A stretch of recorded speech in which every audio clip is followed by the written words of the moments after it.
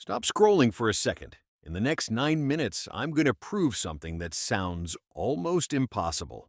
Genesis wants to put presidents and billionaires in the GV90, and it's shipping with a 113 kilowatt-hour battery aiming for somewhere around 310 to 370 miles. Lucid's Gravity already ships with a 123 kilowatt-hour battery, and it already has an EPA-certified rating of 450 miles. Smaller battery buys a bigger promise. Bigger battery already delivered the real number. One of these two flagships is selling you a dream. The other one is already living it. Let's find out which is which. Here's my conclusion, right up front. Right now, Gravity beats the GV90 for one reason only: proven efficiency.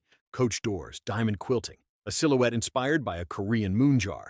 That is emotion, not engineering. Real technology shows up in one number: how far you get on 1 kilowatt hour. And today, Gravity is winning that fight. I'll walk you through exactly why. So why does this video matter? Every GV90 spy shot video online is calling it the best electric vehicle in the world. Almost nobody is running the actual math on the battery size and the range target hiding behind all that luxury. Stick with me to the end, and you'll walk away knowing how to spot real EV engineering underneath the marketing. My name is Moon. I obsess over where money actually moves, from semiconductors to electric vehicles. If you have ever wondered which company here actually has the real technology, hit subscribe. And if this helps, drop a like too.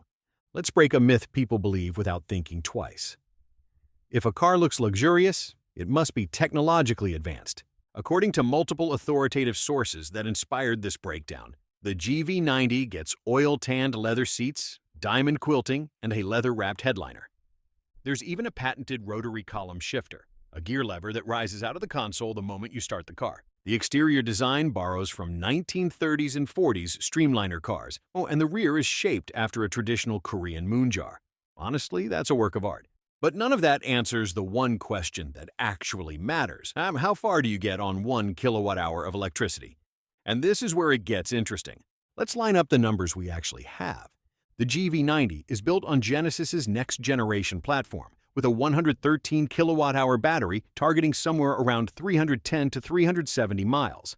It's expected to run all-wheel drive with high output, though the exact horsepower has not been announced. Pricing is expected to clear $200 million, north of $140,000. Coach doors and swiveling front seats are both expected to make production. Highway hands-free driving, roughly level 2+ autonomy, is expected to arrive later through over-the-air updates. Now put the Gravity Grand Touring next to it. Its battery is 123 kilowatt-hours, 10 kilowatt-hours bigger than the GV90's. Its range is EPA certified at 450 miles. Horsepower is a confirmed 828, and the price is $98,900, about two-thirds of what the GV90 is expected to cost. No coach doors, but its 926-volt architecture already adds 200 miles of range in 11 minutes, verified in the real world. Here's the real core of this. What most people miss is that battery size doesn't matter. What matters is how many miles you squeeze out of every kilowatt hour. Let's do the math. Take the GV90's midpoint target, around 340 miles, and divide by its 113 kilowatt-hour battery. That's about 3 miles per kilowatt hour. Gravity does 450 miles on 123 kilowatt-hours, about 3.7 miles per kilowatt-hour. On paper, Gravity is already running around 20% more efficient. Now, to be fair, the GV90's range is still a target, and nobody has said which test cycle produced that number. Korean and European test cycles typically run more generous than the American EPA cycle, so if you converted it to EPA standards, that gap would likely widen.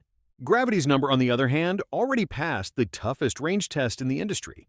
Here's why this gap exists. Lucid has obsessed over motor and battery efficiency since day one. Genesis, right now, is pouring its engineering hours into coach doors and rotating seats. Where a team spends its engineering hours eventually shows up in the numbers. So here's the real question. Why should we care this much about two chauffeur-grade SUVs neither of us is ever going to buy?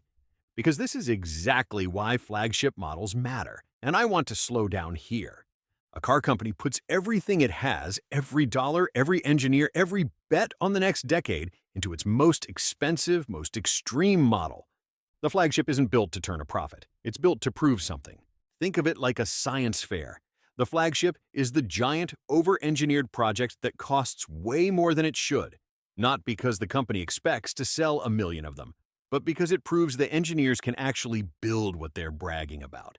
Once the judges are convinced, the same ideas get repackaged into something everybody can actually afford. For Genesis, the GV90 is a chauffeur car for presidents and corporate chairmen, the real deal, the actually rich.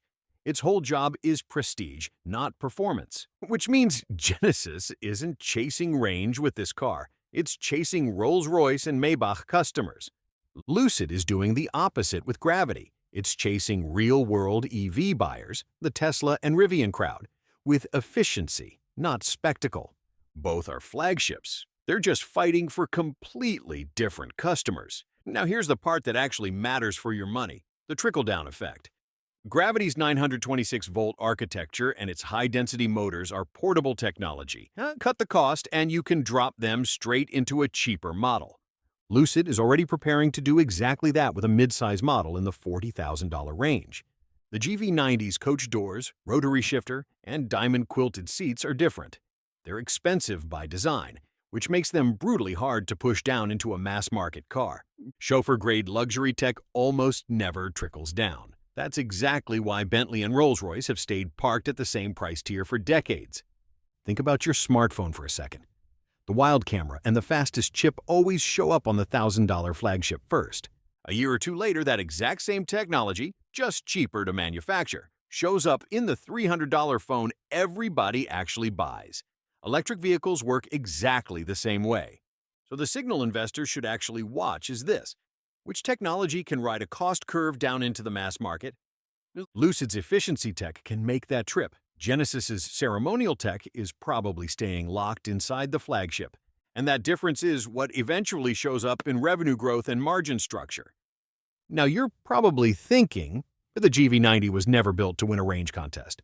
It's a chauffeur car. Isn't comparing range kind of unfair? Fair point. The GV90 was never designed to win a performance fight. A Rolls-Royce Cullinan or a Maybach doesn't sell on range or value either. It sells on ceremony and status. That's real, and I'll give them that. But here's what I actually want to flag. The GV90 isn't a bad car. It's that calling it the best electric vehicle in the world is premature with what's actually been proven so far. It has plenty of ceremonial engineering, but its own efficiency target is already lower than what Gravity ships today. And that's worth saying out loud. Luxury deserves its own credit. Technology deserves a separate, honest scorecard. So let's wrap this up. The coach doors, the MoonJar silhouette, the diamond quilting, all genuinely gorgeous.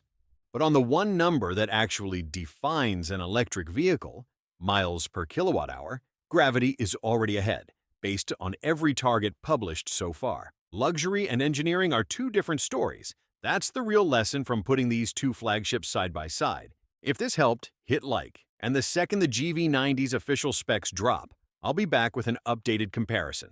Protect and grow what you've built.